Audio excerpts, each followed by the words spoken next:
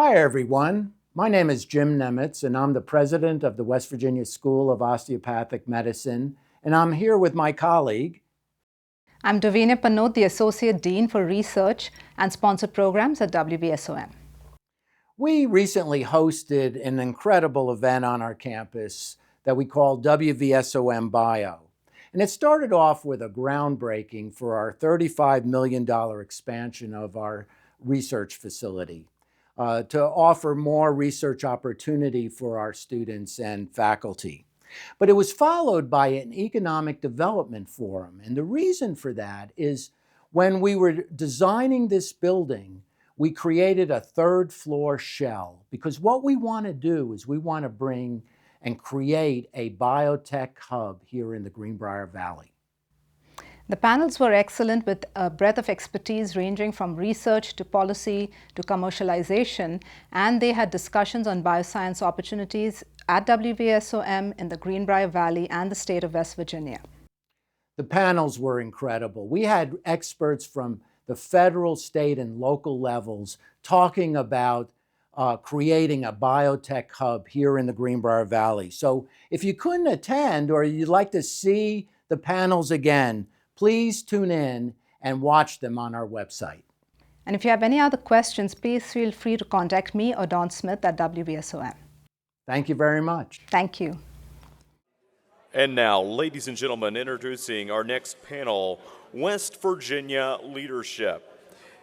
It is my honor to introduce West Virginia Secretary of Commerce, Matt Herridge, Senator Tom Takubo, DO of the West Virginia Senate, and Chairman of the House Finance Committee, Delegate Vernon Criss.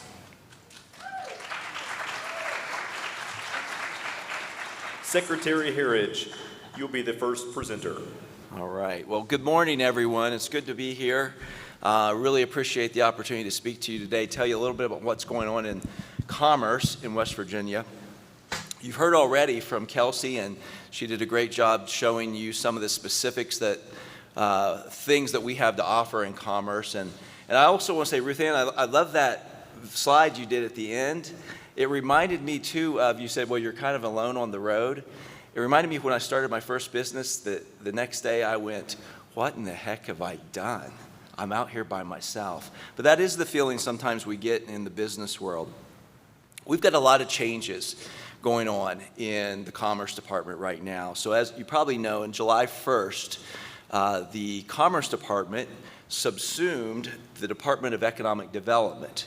And so we are now at 15 divisions under Commerce, 2,300 plus employees, and I think we're probably one of the largest departments in the state now. And there's a lot going on, but I truly feel that this is a good thing. This is allowing us to integrate some of our departments or our divisions like workforce, like economic development, rehabilitation even, and some of the other important entities within the state. And so I'm very excited about that. And I also want to talk to you real quick about two new hires, two new additions to Commerce. You may have seen in the news that we recently announced that we have another deputy secretary in Commerce. Nick Preservati has been my deputy secretary to date, but now there are two. We are, again, a very large department. Our new secretary is Christine Davies. Christine is going to take over the economic development area, working with our acting director, Todd Hooker. And she comes from Virginia area, but has a lot of ties to West Virginia. She's worked with Microsoft. She's worked with political organizations in the past. And I think she's going to be a great addition as a second deputy secretary. And I can't tell you personally how pleased I am to have two key people working with me. It's going to be really nice to kind of share the load, so to speak. The other thing is we have a new role called the Data Economy Liaison, and our legislators put that into statute at this last session. And this individual will be the key person, the person who's right in the center working with new businesses who want to come in and bring data centers, which I know you've all heard of. We can talk about that in a little bit. but also microgrids. And this individual, Chris Morris, comes from West Virginia. He's been in the Charleston area for his whole life, I believe, and worked in the political world as well, but also worked for a larger tech company, CityNet, you probably have heard of. But Chris is going to be a great addition as well. So I'm very pleased with where we are as the Commerce Department right now. I want to give you a big picture look, though, about how I view West Virginia commerce. I read a book recently, a Hemingway novel, and one of the characters in the novel is asked how he went bankrupt. And he answers, well, it happened gradually and then suddenly. It's kind of funny, but I think if you turn that on its head, that's in a positive direction. That's really where West Virginia is right now. We have seen our legislature, our leadership, our electeds have put us into a place now where we are ready for suddenly. We have seen incredible changes in the last decade in West Virginia in economic investment, in companies taking another look at West Virginia and who we are and the things that we have under the ground. We'll talk about that in a minute too, our energy. And so I truly believe, and this is a great example of what's happening here at the School of Osteopathic Medicine. We are starting to see some of that suddenly occur, and I am confident you're going to hear more and more about that as we move forward. And the way Governor Morrissey is leading this, the statement I hear from him all the time is ROI, return on investment. The governor wants to make sure, though, that everything we're doing returns on that investment to West Virginians. And that, I truly, is going to be the way that we pave the way for the future for this next generation. When you talk to a lot of West Virginians, I'm born in West Virginia, I grew up here. My mother likes to brag that we're direct descendants of Morgan, the first settlers of West Virginia. She says, make sure you tell everybody that. But I love the state. One of the things I love about the state is that when you ask people, why do you do what you do? Why are you investing here in this state? Those of us who are from this state will often say, we want that next generation to have things that we didn't have. We want to see something better. And I think that's kind of the attitude that is really very cool about our state and our residents. And those who move here as well develop that. So one of the things a few things I want to share with you that we're doing to make that, to pave that way. You probably heard about the legislature passing the license reciprocity bill. And this allows for people with licensures out of state to come into West Virginia and immediately get reciprocity and be ready to go to work. I'm already seeing, I asked my Division of Labor director to give me some numbers, and he showed me that April to July of this year for contractors' licensures are up significantly from last year. Already we're seeing people saying, I want to come and put a business into West Virginia. And I know we spoke about just a little bit ago about housing. Certainly that is something we need, and we know that we're starting to see contractors say, I'm going to set up shop in West Virginia. So I'm happy to see that. Another thing that happened was one-stop permitting. So where a business can go to one place and get all their permitting done, be ready to go, not have to jump from this department to another. You know, one of the things I always complained about as a business owner was sometimes I felt like I was in competition, and my biggest competitor was the government. They seemed to be getting in my way more than my competitors.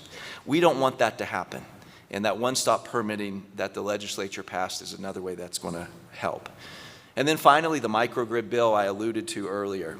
So the microgrid bill, or our data center bill, is a direct marketing tool to bring in those folks who want to build out this next data center AI industry that is sweeping the nation. I don't believe this is a flash in the pan. I believe this is the future. I think the AI direction is something that is going to change the way we all work and live. It's coming. It's going to happen. I spoke with a gentleman recently, Alex Epstein. He's a nationally known fossil fuel apologist, I guess you'd say. And I asked him, I said, well, what happens if we just get more efficient? Do we really need all this energy for these things? And he said, we're going to get more efficient, but the exponential needs for energy with the AI boom, we're not going to be able to keep up. We will not be able to keep up with the energy demands that are coming to this nation and to this world. And so we want to leverage that energy hub identity and bring those companies here to know that if they set up shop in West Virginia, they have the energy under their feet. They have the ability to then produce that energy from those fossil fuels, and then they have an ability to build out advanced manufacturing right there. So West Virginia just circles with income from all these different industries and what we're doing. One of the things I found in my world, and I was in the restaurant industry and the software industry for years, one of the things I always found was that no matter how difficult a time I'm having with food costs, the difficulty I'm having with labor costs, there's one thing that fixes all of that, covers a multitude of sins in a business: increasing your sales. When you see that top line dollar, those dollars come in, it gives you time to fix some of the other problems. It gives you something to work with. And that's my vision for West Virginia. We're going to increase our top line sales. We're going to increase our tax income. We're going to see more businesses invest here. We're going to see less tax on individuals, but we're going to see more business activity, more commerce happening. And I'm excited about that. Did you know that if you take Weirton and you draw a 75-mile circle around Weirton, West Virginia, 25% of the natural gas reserves in the entire nation sit right there? Sooner or later, whether it's by emergent need or whether it's by proactive need, business and energy is going to continue to come to West Virginia to get what we have under our feet. We are sitting on truly a gold mine, and we've got to leverage that. And we're going to. I had the opportunity to meet with some folks, actually our Ohio colleagues, not too long ago. You probably have heard of him and you've seen him on TV, Vivek Ramaswamy, who's running for governor. And I got to talk with him a little bit about, West Virginia and Ohio and the fact that we share all this energy. And of course, they like to poke fun at West Virginia. And I'd been in a room of all Ohioans. And so I reminded them that, President Trump just recently changed the name of the Gulf of Mexico to, I think he calls it the Gulf of America. And I said, do you guys know who owns the Ohio River? West Virginia. Anyway, I thought that was a funny one, and they did too for a minute. They thought maybe I was serious. We're going to change it to the West Virginia River, the name of it. So let me just finish with this. I truly see West Virginia as the battery of the nation. We are the place where this energy is going to be stored, where it's going to be produced, and where manufacturing is going to occur all around this. And the one really great thing too about West Virginia is sometimes we've had challenges with stereotypes and our identity within our nation. But you saw that slide up there that showed internationally what's happening in West Virginia. So I've been in this role now about 8 months. I've been amazed at the number of international companies that want to come to West Virginia because they see not only the energy that we have, they see a lot about our people, our workforce, the loyalty, the generational effect of that's happening in companies where a grandfather or a grandmother and a daughter and a son work together over the years. And we have something very special when you look at, especially at an international level. Some of you, I'm sure, watched the Super Bowl last year or this year, and you saw what happened in the middle of the Super Bowl.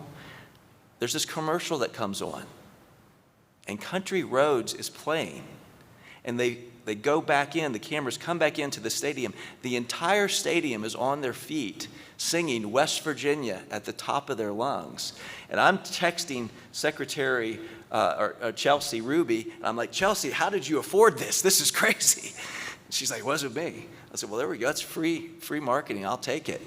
But it's funny, and I bring that up because every time I get to travel internationally, everyone knows that song. And because of that song, they know West Virginia. And they have very positive attitude about our state and about who we are. And they're attracted to it. They want to know more. And I think that's something that we're going to continue to build on.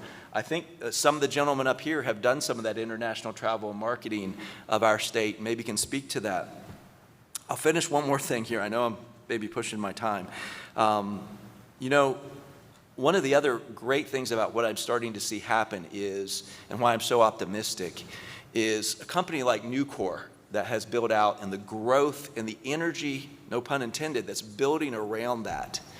Talked to a restaurateur who services the employees at Nucor, and they're building a second location because of the demand.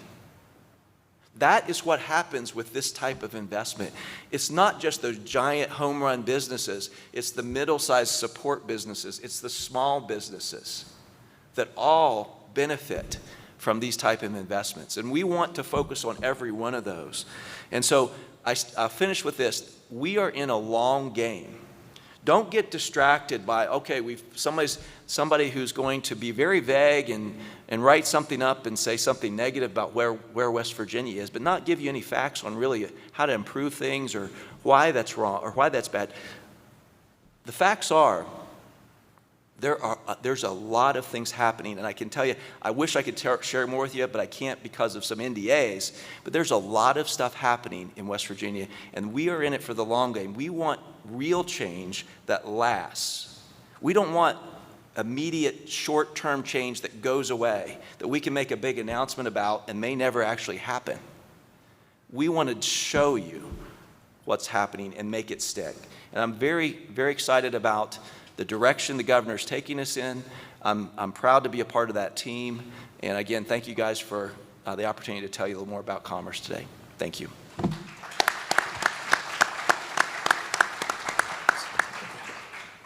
And now, an alumni of WVSOM and Senator Tom Takubo. Thank you, and it's always great to be home, right? You know, I've always been somebody who has believed that if you think small, you're going to be small. And so I think what the President, the Board of Governors has done here at WVSOM, thinking about this innovation is thinking big, and that's the direction we need to go. From a Bio Summit, I just want to kind of share with you some of the experiences of what we've been working on over the past several years. You know, we've been fortunate. We've had Marshall University recently got a new president with Brad Smith. He's definitely a big thinker. And we had President Gee, who's a big thinker, and they collaborated, and so we've traveled all across the country. It's been pretty amazing. You walk into a room in California and you've got 20 major tech giant CEOs coming in and just seeing Brad, and you think they were, you know, grade school best friends. You know, they're hugging, and it's Google and Hewlett Packard and all these guys, and we're given the story of West Virginia and what West Virginia can be. And we've been to Amazon headquarters, Microsoft, Boeing, Denver, met with multiple companies and banks through New York, DC, you name it.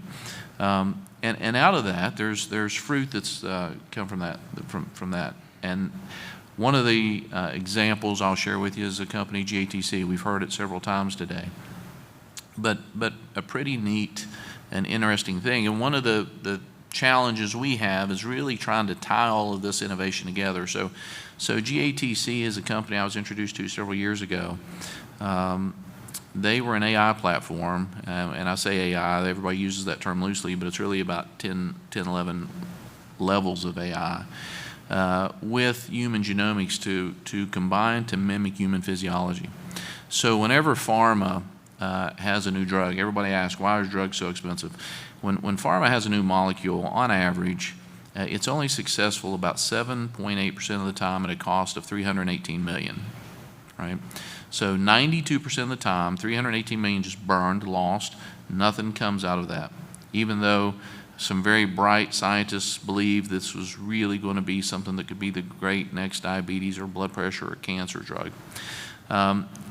They were able to take their platform and they tested thousands of drugs. This was done out at UC Irvine, and thousands that had passed and thousands that had failed. And they ran it, they blinded it, they ran it through the platform, and with 90% sensitivity, they were able to predict which drugs would have passed and which drugs would have failed. Now you can imagine the cost savings and the speed to market that brings. But what's even more interesting is the platform is so good, they started asking questions backwards, and they said, well, you know, if it can predict if a drug will work going this way, can it help us start solving problems going backwards? And so they took substance use disorder, and they said, is there any pathway, any target that exists that we could take human physiology? We know that there's 8 biomarkers that are completely out of range on somebody that's addicted to drugs. That's why, you know, they're stealing from their parents and they're selling their kids Christmas presents. They're just not acting rational. And the AI said there is, but there's not one target. There's 3 that have to be blocked simultaneously. To date, nobody even had heard of these. Didn't exist. So they went to work. They got some pharma PhDs. They got them in. They started producing. The AI gave them the targets. When those studies were done in rats within 24 to 72 hours, rats stopped self-administering fentanyl. Within a couple weeks, over 85% were showing complete recovery with no signs of any type of withdrawal. So that is incredible stuff. We were able to get that company to move out here to West Virginia. They're up at Morgantown at the Innovation Corp, because these companies need places to land. So what Lewisburg is doing with this project is giving these people the opportunity and the places to land. And then we also have the infrastructure and network of all the physicians to do these type of clinical trials. So it's amazing. I've asked him more recently to run a project for me for black lung. As you may know, there is no treatment for black lung. It's a very, very sad disease, because once you get it, even if you get out of the dust, it just tends to get worse, worse, worse, and you either get lung transplantation or you die. And the AI has come back and said there is not only a treatment to stabilize it, there's a treatment to improve it. So we are in the process right now of drawing up that study. So the AI looks at all the information in the world that we put in it, and it's exciting. So more of that to come. On another note, we're looking at other things. For example, we know that most of the medicines we use in the country are not even made here, right? Most of our antibiotics aren't even made here. They're India and China. With the Trump administration, there is a strong push to bring all that back. So I've probably had 20 to 30 meetings with pharmaceutical manufacturers that have a lot of interest in coming back and landing not only in the U.S., but we're trying to land them here in West Virginia. We had a lot of tech know-how at the Milan facility, and a lot of that brain power is still around, brain trust, and so they're very interested in kind of what we're doing here. When we've heard today about clusters, a lot of this is genomics. Marshall's doing some incredible work with genetics that only a few places in the country is actually doing. We combine that with the power of the university at WVU, and then you now bring in a third leg where we have Lewisburg with new research facilities and capability and a bandwidth where we can start doing some clinical research. Sky's the limit. You know, think small, be small. It's time for us all to think big, and we are. Just this morning before I came here, so my son's in the area, I stayed with him. I woke up to text messages from folks from Singapore that we met with a few weeks ago. They set up a lot of pharmaceutical manufacturing all throughout Southeast Asia for Merck. We're looking to do IV fluid manufacturing here in West Virginia. So those final proposals are being drawn up as we speak.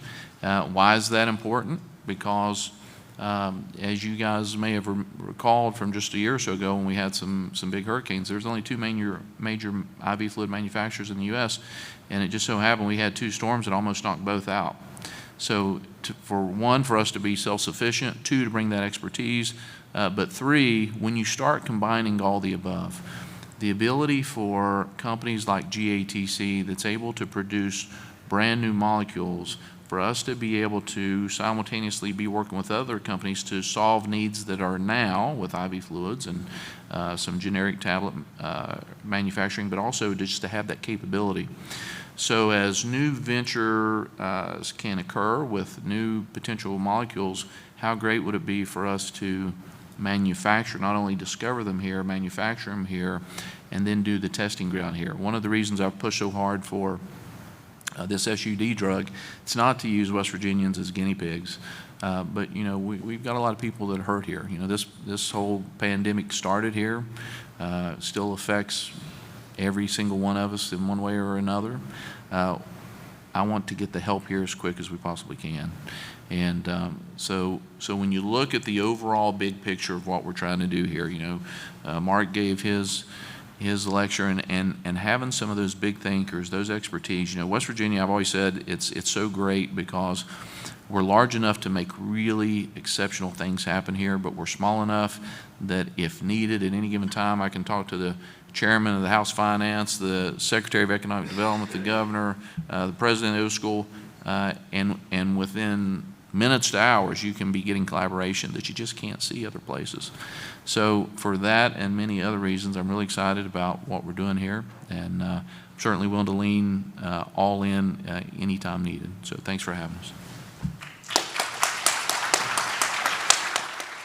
Now for our next presenter, Chairman of the House Finance Committee, Delegate Vernon Criss. Thank you very much. Since I'm the last speaker before lunch, we'll make this quick and dirty. I want to thank you all for allowing Senator Takubo and I to participate. A lot of you don't understand how in state government that the legislature in West Virginia is the appropriations to run the government. State revenues are about $6 billion that we bring in to amplify to a $25 billion service organization. And as Rush Limbaugh used to say, I live in real world. And every morning I wake up and Virginia turns over and slaps the alarm clock at 5 o'clock. I know by the time I get to my office that there has been a service that the state of West Virginia has had to provide its citizens. And that costs money. So we are a service organization. Along the way, we want to make sure that the members of the Senate and the members of the House are spending those dollars wisely. We appropriate those dollars. We are the partnerships that create what you need because we appropriate the money. And it's important to us that we see down the road that we're spending our dollars wisely. Over the last 10 years or so, since we've had a quote-unquote change in management in the legislature, infrastructure has been to the forefront. There are several things in West Virginia that a lot of people outside of West Virginia don't understand. We love our families, we love our guns, we love our Bible, and we love our roads. And they all need to be right there. And that's unique because a lot of people from the outside of the state of West Virginia doesn't understand that.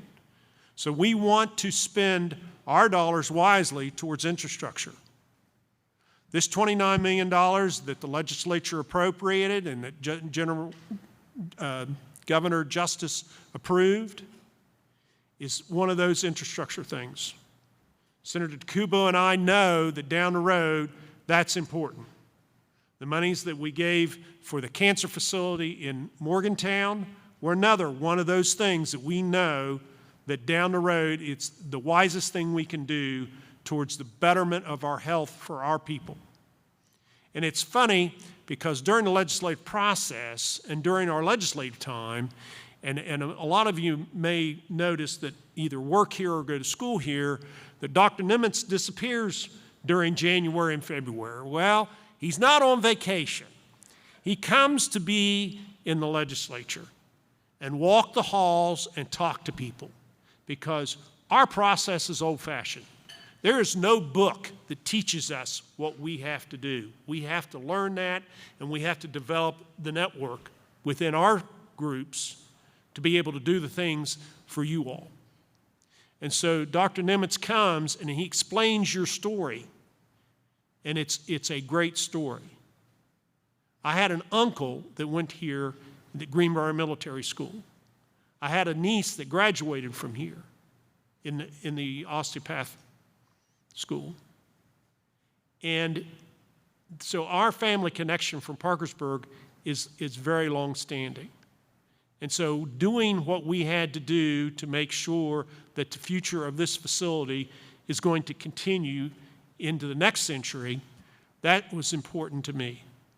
And all these infrastructure projects that we do, we know that in the short term we will not see the results, but in the long term we know they will be there. And so even though the Secretary has talked about some of the flashy things as far as data centers and microgrids and the bio things, we've got to remember out of 1.8 million people and at 55 counties, the hard work is right here. You all at this school touch every county. Marshall doesn't do that. WVU doesn't do that. But this school does. It is people in every county. And it's important because that connection will tell you what you need to do for this research. And so as we go along in our process to continue to fund state government, we want to be able to look back and say, that was a good thing. Or if it wasn't a good thing, then we'll change it. But we would like to hear from you. We're a citizens part-time legislature. We have doctors, we have business people, we have teachers, we have farmers, we have coal miners that are there for 60 days. We come together, we develop a relationship between the 34 members in the Senate and the 100 members in the House. Sometimes we don't, as bodies, agree, but eventually we come together and provide the only one thing that we actually absolutely have to pass is a state budget. That has to go into effect in July 1. That's the only thing we have to pass constitutionally. Everything else is gingerbread. But we think we are on the right path. We have done the heavy lifts. Now we're going back and looking at the things that we can tweak and make sure that we are trying to be as efficient with your dollars as possible. We have reduced state income taxes by 27.5% as far as the rates are concerned. But what that's done is actually the tax revenues that have come in for personal income tax have not dropped very little. Very little. So that means that the drop in the rates have created more revenue. As Ronald Reagan said, when you drop the rates, your income's going to increase as far as tax revenue is concerned. And we are seeing that. And we know that the energy industry is a big part of our tax collections, and we want that to continue. Not only in oil and gas, but in the coal.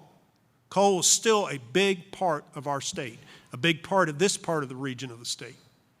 And there are things for coal that are coming too. President Trump has brought that forward again. So all these things are important, but we are trying to make our state definitely more business friendly. And for the people that have come from the federal level to see the things that we have done, we appreciate that. Thank you for being here. I think you see that West Virginia is on the road in the right directions. And I think we all ought to be proud of that. So it's about 10 minutes to lunch, so I think it's time for me to stop. Thank you very much.